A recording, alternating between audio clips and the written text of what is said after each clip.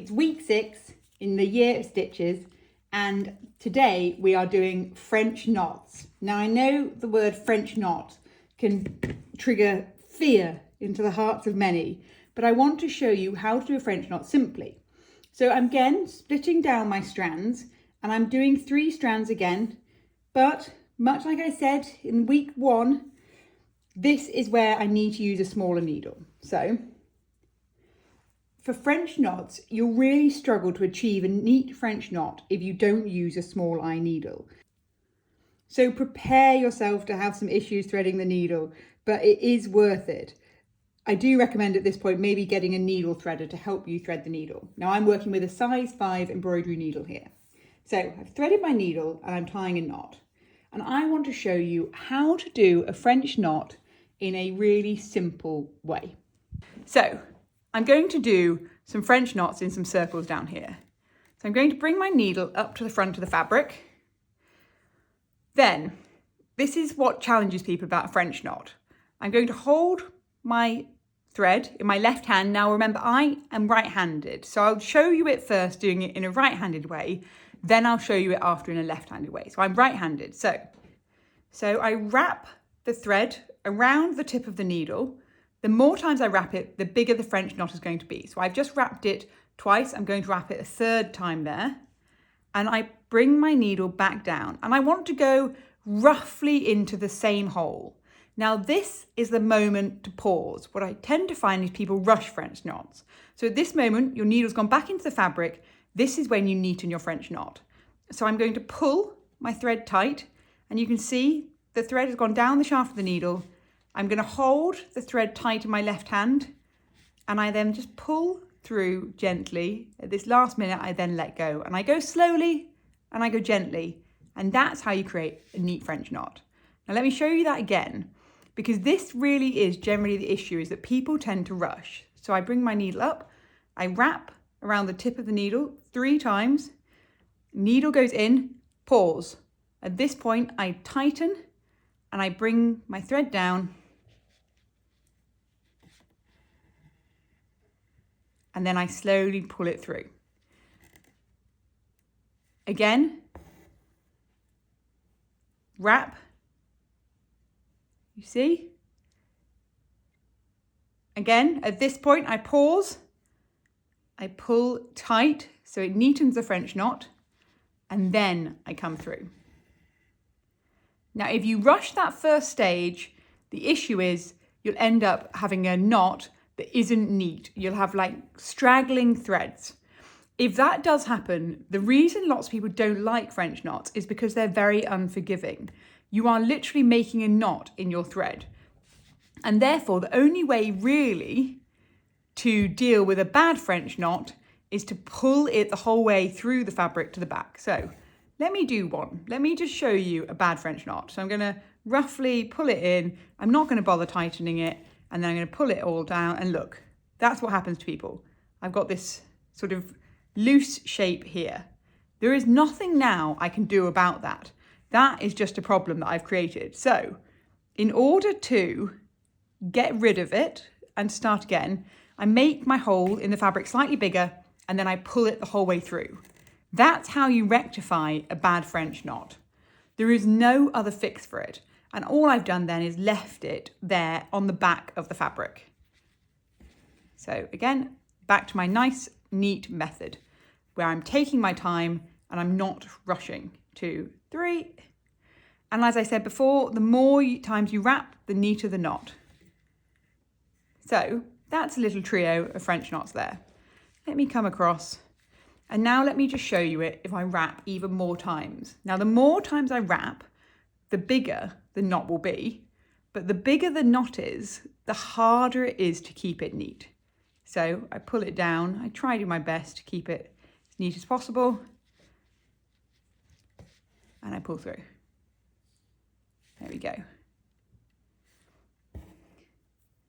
1, 2, 3, 4, 5, 6. Now, I personally love some really big French knots, and I often use them within my own work for things like hair, for texture.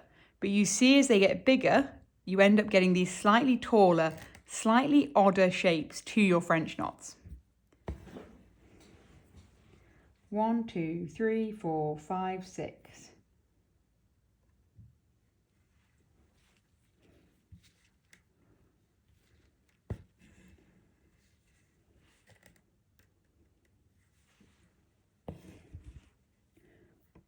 One, two, three, 4, 5, 6.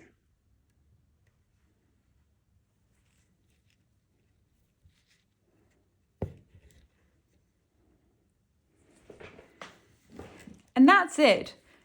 You know, you can go much bigger, you can go down to really little, tiny, delicate, single turn French knots if you want to.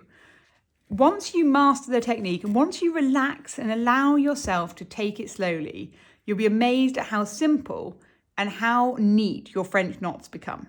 So let me just finish this one. I'll finish this little circle. I'll show you how to finish it off, change threads, and then I'll show you, for anyone who's left-handed, I'll just do a couple of left-handed ones to show you. Because sometimes, you know, seeing it in the own way that you're going to do it will make a big difference. So, first up, just look at here. It may be hard to tell from the surface, but when you look at the side, you can really see the difference between the 3 and the 6. The 6 are much more prominent on the fabric. So, on the back, all I'm going to do is just tie off my thread. Yep.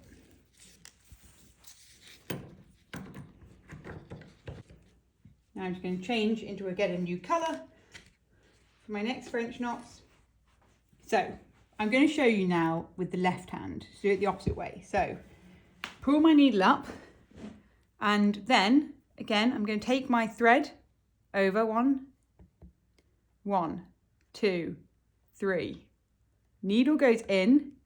I'm doing exactly the same thing where I've got my needles in my left hand. I'm holding the thread in my right hand. I'm going to pull through. There we go. So let me show you again.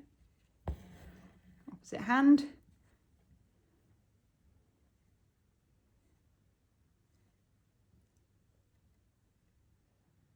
Needle goes through, pull tight, down I go. Now the only thing I'd flag here is because I am right-handed, it's a little bit of I'm less neat if I stitch with my left hand. So, pull it tight, exactly as so.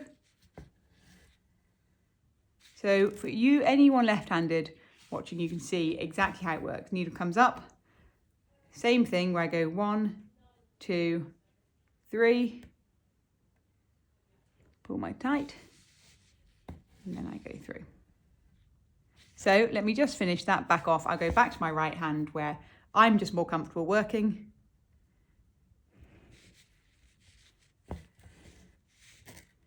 And I will finish off these little circles of French knots.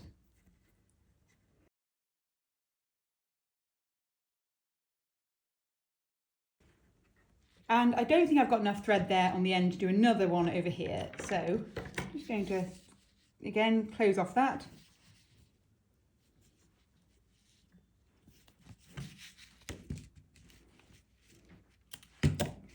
Now grab one final colour. I'm going to finish off just along here with some of those really big ones again.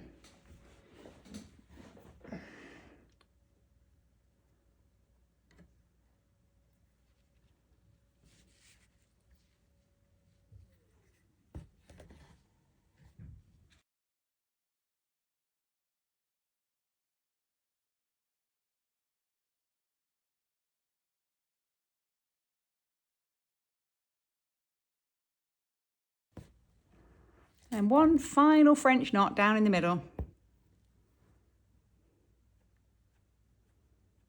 Now really, I'm at the end of what I can do with this length of thread.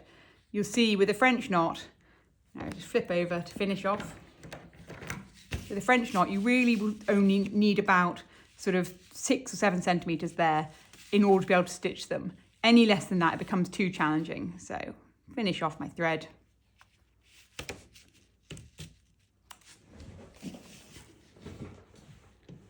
And again, you can see how much thicker the ones which are many times wrapped are compared to the other ones. So you see that. And there you go. That is week 6 of the year of stitches, and that is your French knots.